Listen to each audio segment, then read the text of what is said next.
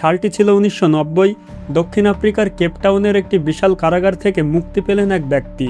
অন্যায়ের বিরুদ্ধে সংগ্রাম করায় তাকে বন্দী করা হয়েছিল এক বিশাল কারাগারে। তিনি আর কেউ নন, তিনি ছিলেন আমাদের সবার পরিচিত নেলসন ম্যান্ডেলা।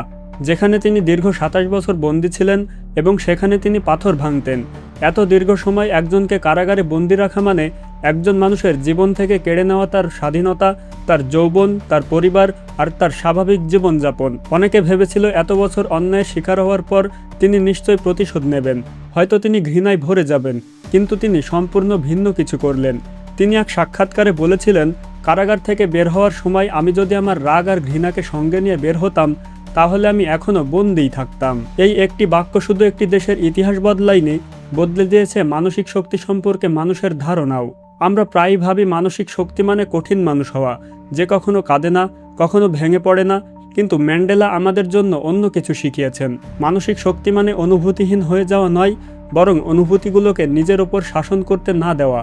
রাগ থাকবে, কষ্ট থাকবে, হতাশাও থাকবে, কিন্তু আমাদের সিদ্ধান্তগুলো যেন সেই অনুভূতিগুলো না নেয়। সিদ্ধান্ত নেবে আমাদের মূল্যবোধ।